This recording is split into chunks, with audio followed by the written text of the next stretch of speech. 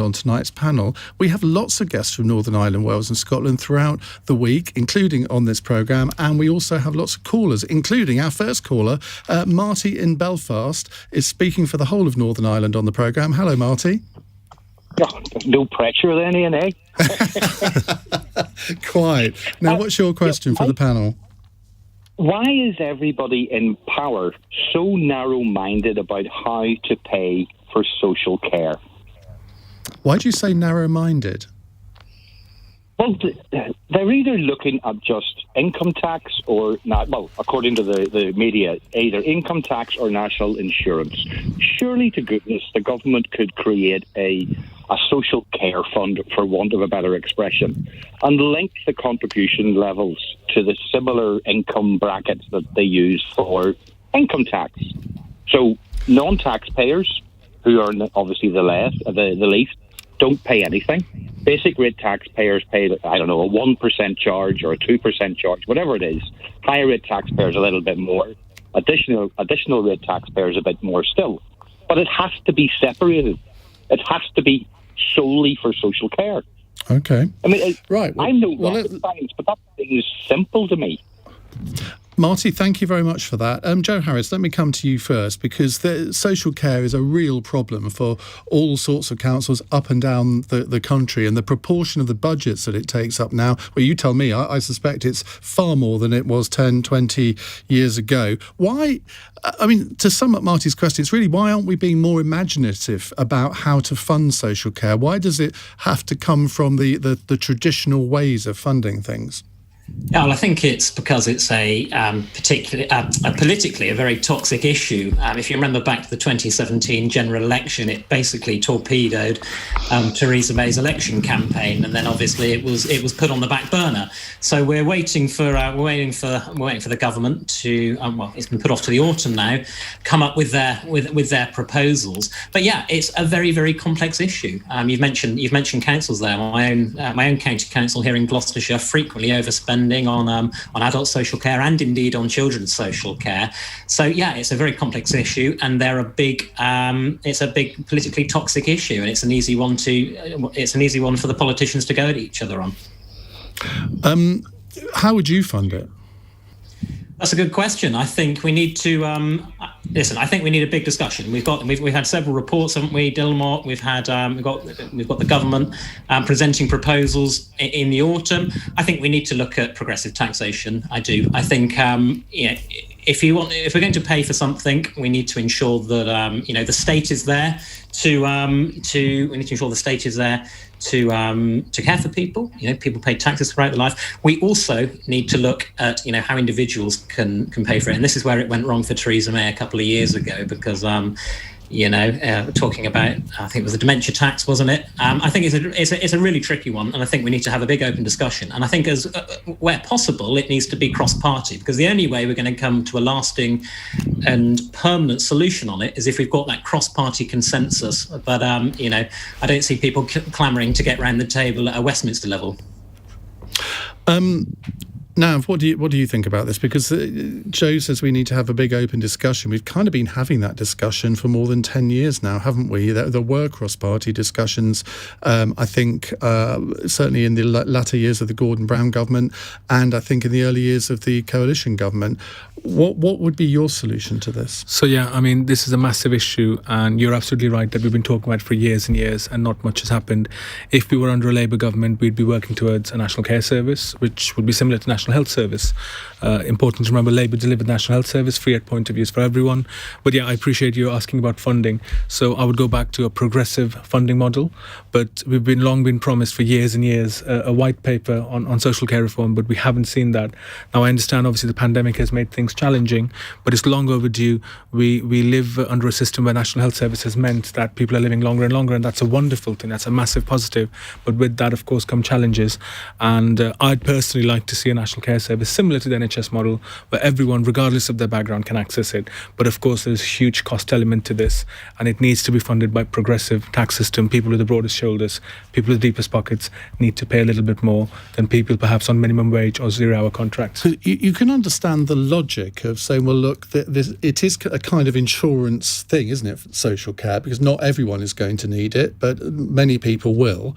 So if it is, if people see it as an insurance-based thing, why not increase national insurance by whatever? They're talking about a 1% rise in national insurance. But of course, that would be quite regressive, wouldn't it? Yeah, I think looking at it from an insurance-based model is quite dangerous, because we have a system, if you look at America, some other countries in the world, where you pay a premium and then you access healthcare. And we know that people sometimes who have life-changing health conditions like cancer have to sell their property and live in a tent or be homeless in order to seek treatment. And I don't think we should be going down that route. The UK has a different system to the US, and we should be looking at funding it from state funds. But I do appreciate it comes with a huge price tag, and I understand people's sentiments where, someone on clearing a £10 million a year accessing free care system compared to someone who might be on £7 an hour. I get that, but we do have a similar system when it comes to the NHS. Now, unfortunately, we've had many deaths due to COVID, but it would have been much worse if we didn't have the National Health Service and the fantastic vaccine rollout. So it needs to be a similar model to the NHS. Pauline, Latham, when you read the reports today of a possible announcement this week and it would be funded by national insurance, did your heart skip a beat, or did you think, oh my God, this might be politically disastrous? Well, the trouble is the NHS is supposed to be funded by national insurance, and it isn't. It doesn't cover it. So much more funding goes into it. So there's only three ways you can deal with this. Either people pay, which isn't fair, or taxes rise, or national insurance rises. And no government likes hypothecated taxes, so that probably won't happen. Or if it does, will 1% really cover the whole of social care for this country? I would doubt it very much, because social care is incredibly expensive. So I do think it's something that we have been talking about for years. I remember going back nearly 20 years on Derby City Council having a presentation about this and talking about how it will be funded. So it's long overdue, and I don't often agree with Liberal Democrats, but I do think that it has to be cross-party. It's the only way it will work. We've got to look at it cross-party, because we can't have it being a political football. It's got to be agreed by everybody, and that's the only way we can do it. But NI, I'm not convinced that 1% would cover it. So it's you can put all sorts of numbers up in the air, but somewhere the money has to come, because we have to solve it, because there are people in a desperate situation that need care, particularly the elderly and with dementia now, which is a big problem. We've got to be able to fund those people and help look after them, because families find it very, very hard to do that. Jonathan List, the advantage that you and I have on this panel is that we're not elected politicians, so we can say controversial things without fear of the electoral consequences of that. Shouldn't there be a much wider discussion here and say to people, look, I'm sorry, if you own a house that's worth £1 million, why do you think you should keep that house to give to your children when you should be using the money that you've accrued through the ownership of that house to pay for your own social care? Shouldn't we actually just confront that as an issue? I think that is it's an important question to ask. I don't know the answer to that specific question, because obviously there are all kinds of issues about people who might be asset rich, for example, and not have other source of income. I think it should be something on the table. But I agree with Marty absolutely that we have to be a lot more imaginative. And I suppose that for most people, reading about this or hearing about it, they will just look at the enormous sums which were sort of dispensed by the government at the drop of a hat in the last 18 months. £37 billion for test and trace, billions and billions of pounds on Brexit, for heaven's sake, despite the amount of money that was meant to be saved by that. Well done. It took you 2 minutes. It's not a political point. It's about how the government can spend money on things it chooses to spend money on, and when there's a perceived urgency. And this is clearly an urgent issue. It's something that is in the background, but that doesn't make it not urgent. And so the government, if it wanted to, it could access, the same income streams, if you like, and borrowing streams to fund all that other stuff in the interim to plug a gap. And in the long term, think about long-term ideas, such as Joe mentioned, about having a specific tax, or, heaven forbid, a sovereign wealth fund with all the money that we've made through our natural resources over the years. There are all kinds of things we could do which is not on the table. Isn't it an incredibly lazy argument, though, to say that, well, we spent £400 billion on COVID, so what's another 6 billion? What's another 10 billion? What's another 20 billion? Because you could make that argument right across any policy that you care to mention. Well, I mean, it's about prioritising, isn't it? Now, clearly, COVID is an extremely important issue, and the government has rightly spent money on it, not necessarily very effectively if we look at the state of test and trace. The point is that the government can spend money if it wants to. The reason that we're having this conversation is the government has chosen not to spend the money, and it's chosen to kick the can down the road for fear of being unpopular. And what I'm saying is that there are things it can do in the interim period to plug a gap. The idea behind the NHS, let's not forget, was from cradle to grave. Now, that is not what the NHS is at the moment. It kind of stops when you get to your mid-70s or 80s. Now, clearly... Yeah, but don't forget, cradle to the grave originally was not as old as people are now. Cradle to grave went to about 55, 60, if you were lucky. I mean, you were very lucky to get beyond retirement age and enjoy a healthy retirement. So cradle to grave wasn't anywhere near as long as we are now.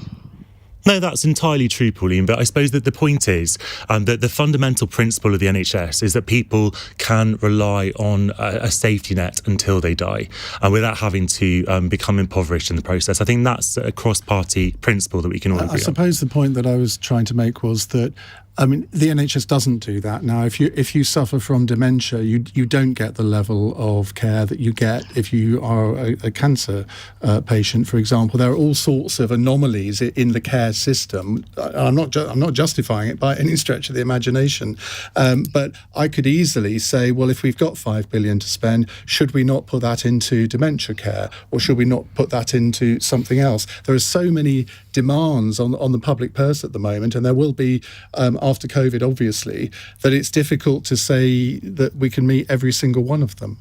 But dementia does come under the umbrella of social care, and so I think that it's it's not going to be a piecemeal solution. There has to be a fundamental rethink, which will require bravery. And as someone was saying in the paper over the weekend, Johnson at the moment has such a huge majority. He has the power to force through some potentially unpopular policies. That doesn't necessarily make it a good thing, but he has the power to have a genuinely interesting conversation. And the fact he's not doing it at the moment, it seems that he just doesn't have let's go back to Marty. What do you make of what you've heard, Marty? Again, Ian, the politicians, with the greatest of respect to them, they keep coming up with ideas that are incredibly complex. I think that part of the problem is they overthink it. I think it was Sheila's show yesterday, and I unreservedly apologise if it wasn't. But the polling shows that the vast majority of public are in favour of paying more for social care. But it has to be completely separated from general taxation.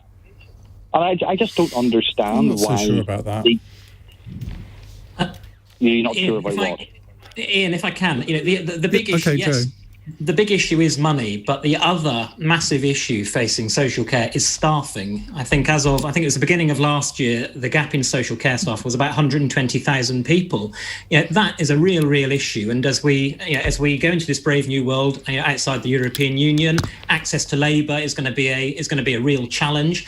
And trying to find people to work in our social care sector is the other big challenge as well. Well, of course, it might help if they were paid more than the minimum wage and they actually had their travel costs covered rather than just being paid for the time that they are with the people that they care for, which I still think is just so grotesque. Lots of unsafe staffing levels as well. I speak to people who work in care rooms all the time. Absolutely. I wonder, just to finish this off, I wonder whether one solution might be to put up income tax at all levels for anyone over the age of 50 or 55. So you actually get older people paying for social care and not putting it on the younger generation. plan. I just throw that out there. We can come back to that after 9 o'clock because we're going to be doing a phone-in on how to pay for social care after 9. Lots more questions to come. 0345 6060 973 if you have a question to put to our panel. It's 17 minutes past 8. LBC.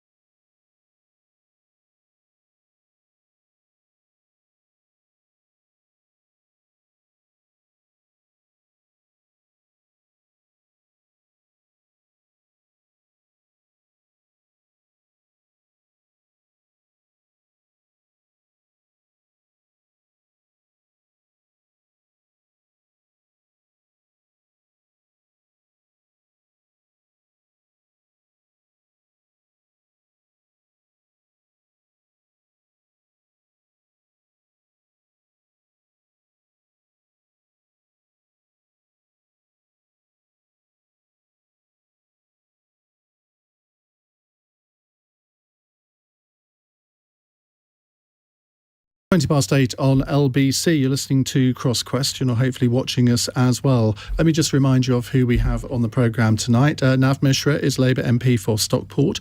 I feel we've got to know him over the last 20 minutes, so we can call him Nav. He did give me permission. Pauline Latham is Conservative MP for Mid Derbyshire. I'm not going to call you Paul, if you don't mind, Pauline. I think that would be a bit too familiar.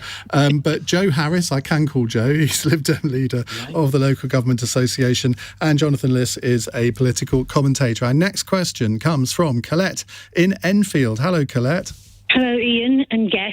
I've had the advantage of just watching Dominic Cummings live, well, not live, recorded, with Laura Koonsberg on the BBC. I watched him when he did his Rose Garden interview. The question is, who has been running the government for the last 16 months prior to his departure? Boris or Mr. Dominic Cummings? Well, it's an interesting question, isn't it? Because if you believe Dominic Cummings, he was there but not really present because he had no influence at all, given what he's been saying. Obviously, you have the advantage of seeing that. Can't understand why you weren't watching the news hour, Colette, but there we go. I'll let that one go. Let's go to Pauline Latham. I don't know how closely you've worked with Dominic Cummings in the past, Pauline, but he's got an awful lot to say. What do you make of all the things that he's been saying to the Select Committee in this interview? Because it does give a pretty bad impression of what goes on in Downing Street. Yes, I have to say I've never seen him, never mind met him, because he's one of those shadowy figures that not us backbenchers don't necessarily meet. But I think he obviously had some influence whilst he was there. But what he's doing now is trying to make money. He's lost his job in Downing Street and he needs to get an income. So I guess he's writing a book. I tend to ignore him and not listen to him at all because I think he's just a bitter bitter man. Well, isn't that burying your head in the sand a bit? Because even if you think he's exaggerated a lot, and even if you think some of the things he says are wrong, there has to be some element of truth to some of the allegations that he's making, even if you don't believe all of them. Well, I think you're probably right. There's some truth in some allegations, but which ones, who knows?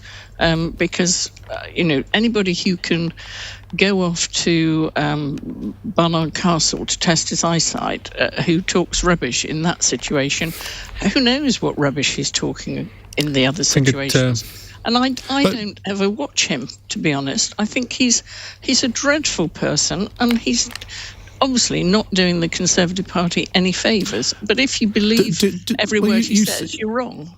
You say that, but did you come out in the aftermath of the Barnard Castle incident? Did you go on the radio and television and call for him to go? No, I wasn't asked to. So I might have done if I'd been asked, but I wasn't asked. In no interview were you asked. Well, some very poor interviewing. I hope I wasn't one of them. But Boris Johnson stood by Mr. Cummings when that incident came out, and I think it says a lot about the Prime Minister and his judgment. Looking at the last sort of 16 to 18 months in Britain, in the UK, every single person has sacrificed so much, and these revelations by Boris Johnson, a few other people that have been around Boris Johnson, I think reveal that he isn't fit to govern this country. But let's put the boot on the other foot. If this had been Keir Starmer and there were people around him that had got into trouble for whatever reason, and he immediately sacked them at the first sign of grape shot, that wouldn't say much about his political leadership. Well, it wouldn't, but I think it's very important in a time of a global pandemic that the same rules apply to everyone. So do I. That if you work in a senior position in Downing Street, you shouldn't have different rules applied to you. Well, no, and if you put other people's life at risk, everyone will agree with that. You're absolutely right. But I think it's an easy thing to say when you're in opposition. Of course, this minister should go, that advisor should go. But when you're in government, you have to make those similar tough decisions. I totally appreciate that. I was elected in 2019, so unfortunately I haven't had the taste of it's to come. Being an MP on the government benches. I appreciate that. But look, unprecedented times, pandemic, and him going out knowing that perhaps himself, other members of his family might have been infected, and putting other people at risk, putting his family at risk, was reckless. But his judgment should have been questioned. Answer the question, who do you think was really in control of the government, Cummings or Johnson? Because, of course, when Cummings was in Downing Street, the Labour Party thought he was the devil incarnate, and now he's dishing the dirt. You all think he's a rather good thing. Well, no, I think people should be careful when they hear what Dominic Cummings has to say. But he was put in that position by Boris Johnson. He didn't put himself in that position. So obviously, it says a lot about Boris Johnson's judgment. A person who has a history of not taking responsibility, leaving decisions to last minute, and unfortunately, tragically, some of the consequences of that has been that we're in a really messy situation where over 1 million people are being notified by the app. Yeah. Jonathan Liss. Well, coming back to what Pauline was saying, I find it extraordinary that there's so little curiosity on the Conservative benches about what is actually happening in power. We have a man who certainly I have never been a fan of, but everything he's saying right now, I'm inclined to believe the majority of it because it's incredibly believable what he's saying. He's not said anything. In the European referendum, where you were on the opposite side to him and effectively on part of the opposite campaign, you would have called him a liar at that point. You would have said all the things that he was saying were totally untrue, and yet now you swallow it hook, line, and sinker. I'm not swallowing everything hook, line, and sinker, Iain. I'm saying that the things he is saying, on balance, I'm inclined to believe them because they sound extremely credible. The things that Boris Johnson's saying, he's showing text messages, for example. He's not, he does have evidence to substantiate what he's saying. He's not just plucking it out of thin air. If you were to make those accusations about Theresa May, for example, another, complete political opponent of mine, I would say this doesn't ring true. Theresa May does not sound like the kind of politician who would say, let the bodies pile high in their thousands, get COVID and live longer, it's only the over 80s. Boris Johnson saying it, well, we're inclined to believe it because it ties in with everything we think we know about him. Here is a man who puts his political aspirations above people's lives, who doesn't really have any interest except his own self-advancement. So to answer the question, who was really in control of the Well, it seems this is the most terrifying thing, Ian, because the person who's in control for the last 18 months is the person in control now, and that's nobody. There is nobody in control of this country. This country is being run by a series of press releases, a series of U-turns that see what the Telegraph is having to say, what the focus groups are having to say, changing their mind after every single thing. There is no clear trajectory. There is no clear policy agenda. And that is how we've ended up with the highest death toll in Europe, with no conceivable plan, with opening up to freedom while cases are rising exponentially to the horror of the rest of the world. This is a government led by someone who doesn't care, and it shows. I describe you as a political commentator. You're more of a political activist, aren't you? Well, I'm a commentator who has an opinion in. I mean, that's never been a secret. Okay, Joe Harris. Yeah, well, I think the whole sorry saga sort of highlights the circus that we've had over the last couple of years. I mean, it really does. I think it tells you a lot about Boris Johnson's decision making that he'd put Dominic Cummings anywhere near power, and to answer the question, I think it probably was Dominic Cummings in charge, certainly in the run-up to Britain leaving the EU. You remember, noble figures, Dominic Grieve, people like that being booted out of the Conservative Party. I think it's fair to say that Dominic Cummings was in control of that. I've heard that from Conservative colleagues. So I think it probably was Dominic Cummings up to a point, and I think it probably got to a stage during the pandemic when they realised actually this man is not appropriate to be anywhere near the reins of power, particularly during a pandemic. So yeah, as Jonathan said, though, it's a complete no. It doesn't feel like anybody's in control, and really, it's the country that's suffering. But when you listen to his evidence to the Select Committee, as I say, I don't know what he said in this interview tonight, it was almost as if he was in the room but not having any influence at all, according to his evidence. That there's something there that doesn't quite stack up, don't you think, Joe? Yeah, it's bizarre, but as I said, it just sort of highlights the circus that we've had over the last 18 months, 2 years. I think really we need to stop listening to Dominic Cummings. I really think the best solution for everybody is to just let him go away and fade into obscurity. I really do think the best thing for the country is for that to happen. But I do think he's making points which really back up what many of us thought about Boris Johnson anyway. And there's been a lot of criticisms of the pandemic, which I understand, but nobody in this country has ever dealt with a pandemic before. So you can be critical of the government. And yes, they've made mistakes, but my goodness, they've done incredibly well on the vaccines, and nobody can deny that. And now we are getting so that we're more vaccinated than any other country in the world. Colette, Colette, let's come back to you. Last point, I don't think that we can use the vaccination programme, the success of it, as a pannier to say we've done exceptionally well. I think we've done exceptionally badly. However, when Dominic Cummings did his Rose Garden, I wondered who was in charge. After tonight, I actually know who was in charge, and I think it was Dominic Cummings. And tonight was a character assassination of the Prime Minister. I think it's scary because I don't know who's running the government. Well, if it isn't the Prime Minister, who would it be? Michael Gove? The question. Is it Carrie Symonds? Is it? Who is it? Who is it? That's a very good question. Oh, you're not going to descend into that Lady Macbeth stuff, are you, Joe? I'd expect better from a Liberal Democrat. No, of course not. But it is it just goes. It begs the question, doesn't it? The whole circus, as I described it. Who is in charge? If you remember when Dominic Cummings was dismissed, it seemed to be an argument between figures in Downing Street, and it's just a distraction from the issues like social care, like we spoke of earlier. I just think we really need to focus on the issues rather than talking about all of the... Okay. All right. Thank you very much. 0345 6060 973 if you'd like to ask our panel a question. It's 8:32.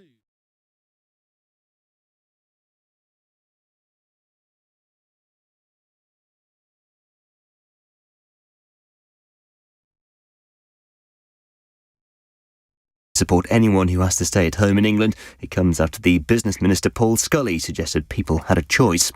More than 1 million children were off school because of coronavirus last week. The figure, which represents about 1 in 7 state school pupils in England, is the highest recorded since classrooms reopened in March. And new Brexit tensions have emerged between the EU and the UK over border arrangements for Gibraltar. The territory wasn't included within the trade agreement brokered last year, and a separate deal must be agreed. And the weather, thunderstorms possible over the east of England this evening, but they will die away. Low cloud in northern England and Scotland, a low of 10 degrees. LBC. This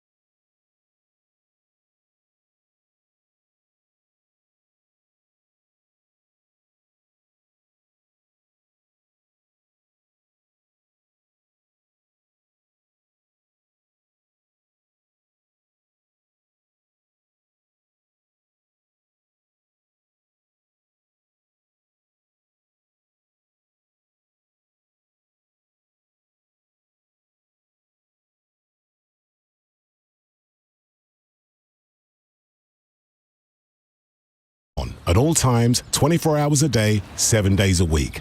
From the 25th of October, it's expanding from central London up to but not including the north and south circular roads to help clean up London's air. So if you drive an older polluting vehicle, you could be affected. Make sure you're ready. Search ULEZ expansion and check your vehicle. To the Mayor of London and TfL, every journey matters.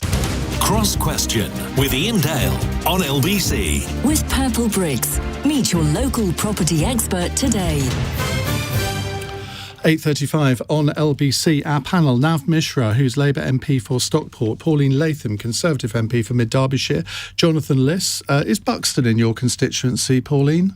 No, it's not. It's much further north. It's called Mid Derbyshire, but it's nowhere near the middle. I was up there for the Buxton Festival a couple of weeks ago. I've never been there before. What a beautiful part of the world. postcode, Stockport. So it's near you, that's what you're saying. I should have gone further 45 to minutes. Okay, I'll know next time. I'm Belper.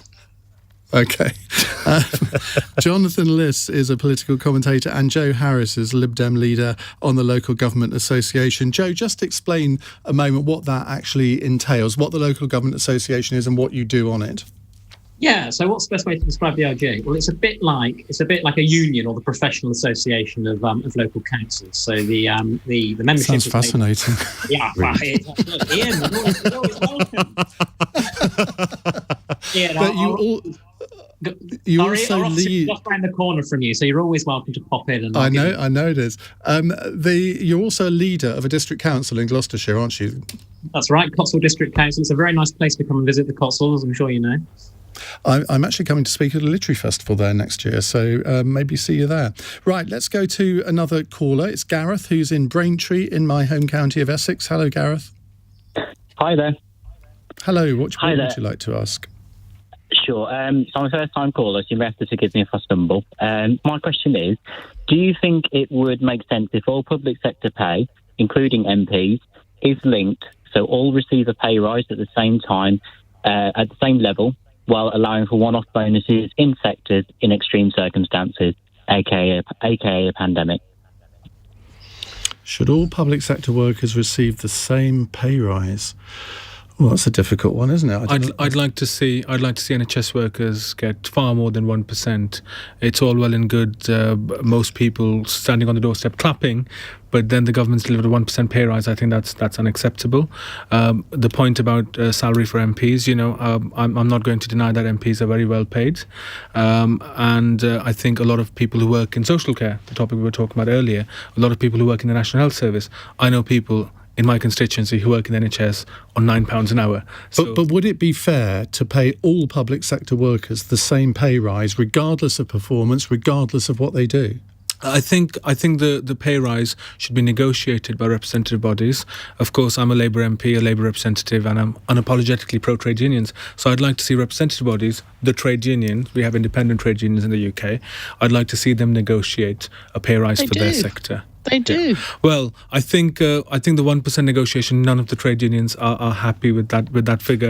Well, the figure we're told, you're a little bit out of date on that. I think the figure is apparently going to be 3%. Well, we will see when that happens. I still think 3% is not enough. My personal view is 3% is not enough. Look, I think some of the trade unions are talking about 15%, and I think they should, the government should sit down with them and come up with a reasonable pay offer, because we've seen public sector pay restraint for a long, long time. So in real terms, actually, a lot of these people who are hourly paid are actually worse off than they were many years ago. People probably deserve a 15% pay rise, but you're not seriously suggesting to me that... Well, I personally wouldn't be opposed to National Health Service workers. Some of them, are hourly paid, very low paid, get that. I wouldn't be opposed to that. That's my Pauline Latham, you and I are from the same generation. I think I can say without fear of contradiction. You and I remember... No, I would contradict. You're a bit younger. In fact, a lot younger. That's very kind of you. Well, you will remember even better than I remember then the late 1970s, when we had lots of wage inflation because there were 15, 20% pay rises. Yeah. Now, they say politics is cyclical and everything sort of comes around every 30 or 40 years. Are we really going to go back to that days? But also do answer the question about, do you think should all public sector workers receive the same pay rises? Well, that might be simple, but I don't think the unions will give up the power that they have now. So I don't think it's ever going to happen. And things are linked, and we do get similar pay rises for different public sector workers. But all those years ago, the late 70s, it wasn't just pay rises that went up that made everything... inflation go through the roof. It was rates, it was because it was rates in those days, not council tax. It was a huge amount of funding that was going absolutely bananas. And I mean, we were relatively young family at that time, and we just moved into a new house. We couldn't really afford to stay there because we could before all that happened, and then suddenly everything went through the roof and it was incredibly expensive for everybody. And I think that would mitigate for the youngest people in this country who are just on the housing ladder. They would find it incredibly difficult to cope with that again, and I certainly wouldn't recommend that ever happening again, because it's crippling for younger people, particularly younger people. Now, Joe, you presumably are the only member of this panel that has to handle public sector pay rises in your position on the LGA and presumably also on your local council. So what's your view of Gareth's question? Should all public sector workers receive the same pay rise? Well, it would certainly make it easier. It would probably be a lot more expensive, though, and probably cause all sorts of problems, knock-on problems. Yeah, I mean, you're right. We have the issue every year. The pay reward for this year is still being negotiated. So we're a few months into the financial year and still haven't reached agreement. So. We'll have to backdate that, and that will cost us money, and it makes it very hard to plan as a council financially when you're months into your budgetary year and you still don't know what the award is going to be. I think we've budgeted for 1%, could be a bit more. We don't know. I think it's a really tricky issue, though. I think what we need to try and do is try and link pay rises in the public sector to cost of living. I think that's the real issue at hand here. in areas like the Cotswolds here, where I am, or even in London, the cost of living is extortionate. And yes, I'd like to give all public sector workers in my area a pay rise because they can't afford to live here in the first place. So it's a really big issue. In answer to the original question, I think probably not. I just think the practicalities of that, are concerning, particularly when we think about the economic storm which is probably coming in the next few years. I think you look at the amount of debt we're racking up as a country, and everything off the back of COVID. It's going to be quite a stormy time, I think, over the next decade and into the 2030s even. Jonathan. Well, I think that's a very important point that Joe just raised about cost of living, which is obviously much higher in places like London where we are now. And so I think that public sector workers are also already paid a little bit more in London in some cases, but still that has to reflect the cost of living. In answer to the question by Gareth, I don't think that everyone should receive the same pay rise, the same reason that Nav just gave, which is the NHS. Now, obviously, I would want to see Labour actually being a lot bolder on this. When Starmer was going against a 1% pay rise, I think he said 2% or something like that. Like, it has to be far, far bolder. We need to recognise the extraordinary sacrifices that people have made in this pandemic. And I think that goes beyond the NHS as well, actually. I think we've had a problem for too long in this country where we divide people between skilled and unskilled workers. And what we saw over the last 18 months was that it was the so-called unskilled workers who were putting themselves in harm's way day in, day out to stock supermarket shelves, to man checkout tills, to collect our household refuse, whatever it may be, working in a post office and a shop. All that kind of stuff, the work that has for so long been sort of denigrated and dismissed by people in power, undervalued, exactly. And those people deserve, they put themselves in. A lot of them actually died through COVID. Bus drivers, cleaners, absolutely. And so I think there does have to be that we do have to have a different way of looking at this. Well, you see, that's a really good point that you just made there, and I bang on about this all the time. That bus drivers' average salary is $25,000 a year. Tube drivers, $60,000 a year. Now you tell me that a tube driver who's essentially, and sorry to all tube drivers who are listening, but who's pressing a few buttons and pulling a lever, compared to a bus driver, I'm sorry, I know which one I'd pay more. Ian, with the greatest of respect, it's about pushing everyone up, not dragging tube drivers down. No. So I hope you'll accept that. But look, can I make clear, I'm not suggesting that tube drivers... I know you're not. You literally just said pushing a few buttons. Yeah, the point I would make, Ian, is look, people who clean our transport network, people who clean our offices, people who clean our hospitals, they are paid often, rock bottom minimum wage. And in pandemic times, we're going out of our way to thank our key workers. Of course, NHS workers are very important, but also cleaners, bus drivers, people who deliver our groceries, people who deliver our takeaways, people who make that food. A lot of them work in the so-called shadow economy. We need to support them, respect them. How can we expect people to live, buy a house or rent a place if they are paid such low wages they can barely survive? Well, if you can't build up capital as a young person, as I was able to when I was a young person, how can you expect people to support capitalism? That's the challenge, I think, for governments of all shapes. You may have answered your own question there, Ian. People should join the Labour Party, democratic socialist movement. You just made the case of revolution, haven't you? Just live on LBC. Ian, you're doing a great job. I think I'm losing control. Martin has a sly dig at me here. He says NHS workers should get paid way more than a radio host who works 3 hours a day, 5 days of actually 4 days a week in my case. But can I tell you, Martin, I don't just sort of rock up here at 7 o'clock and present this programme. There is a little bit of preparation that goes into it. Ian, as I said, it's about lifting everyone up, not pulling down radio presenters. I should say I'm going to be working Saturday and Sunday this week, and no double bubble, Nav, if I may say so. In for Matt Fry on Saturday, Tom Swarbrick on Sunday morning. Just thought I'd get that in. It's 8:46. This is LBC.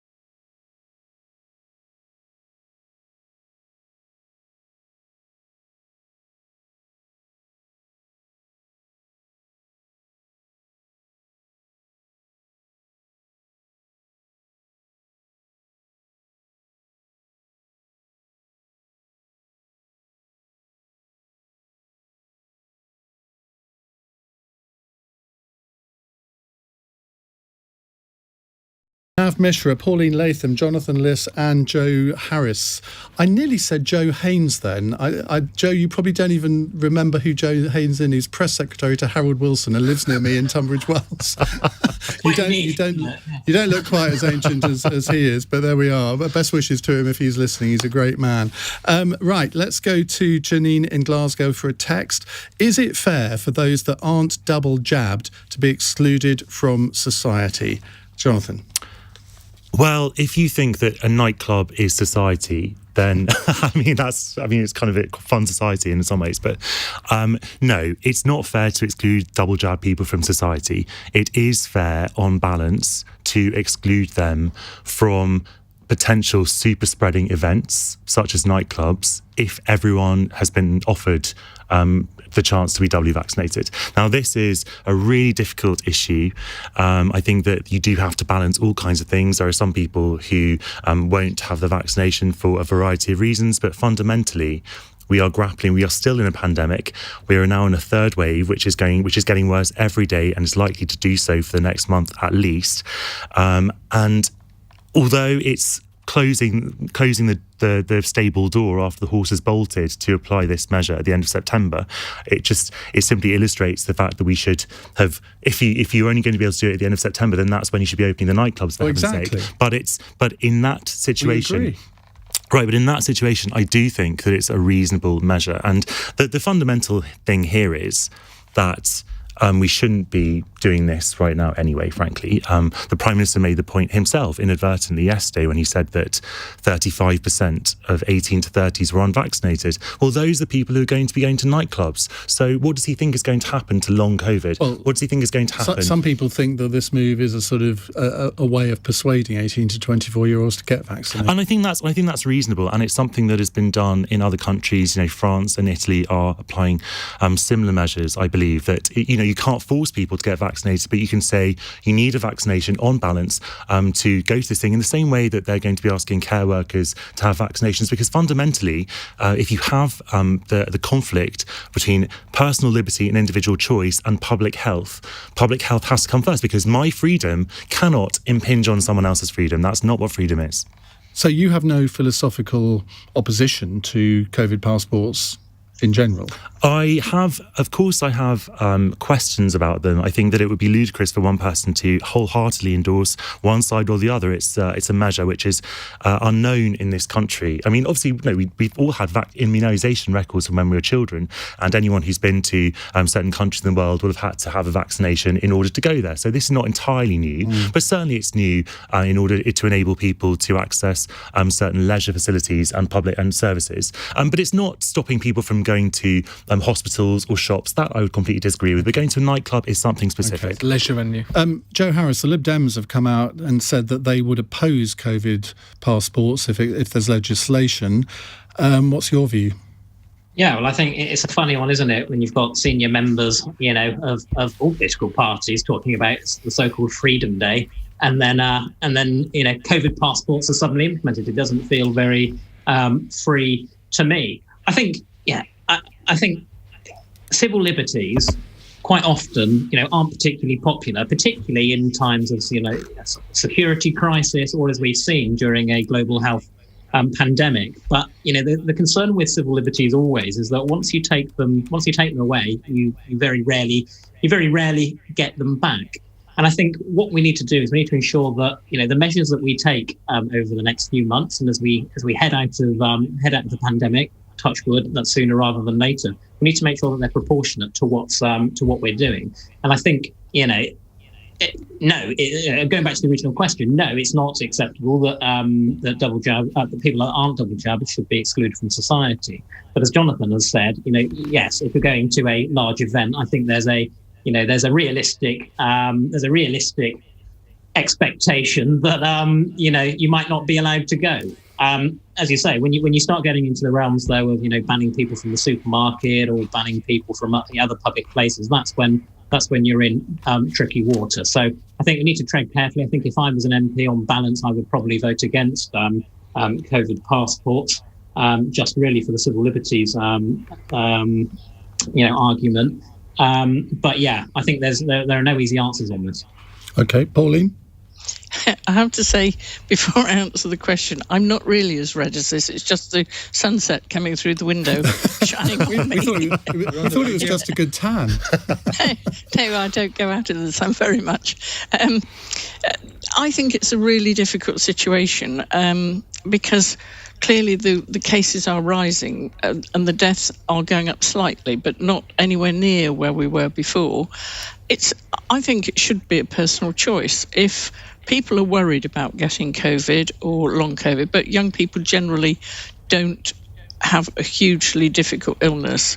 There obviously are some exceptions to that. I think they've got the choice to go or not to go. I am uncomfortable.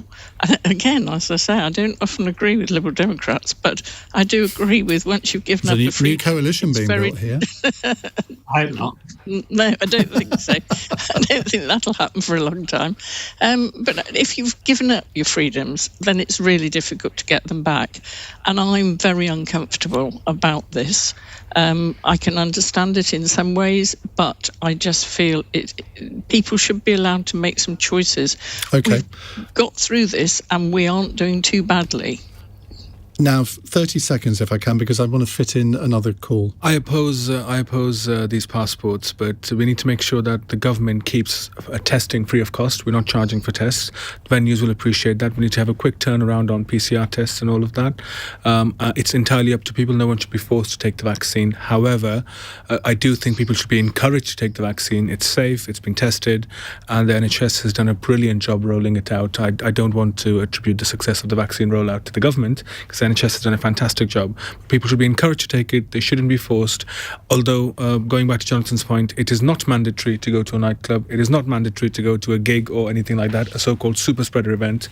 It is your choice if you want to go. However, of course, there'll be lots of people there, and if you're not double jabbed, then perhaps you may be carrying the virus. We did nightclub experiences on last night's show, so I won't ask you all about that. But we've got time for one more question from Danny in Malaga in Spain. Danny, hello.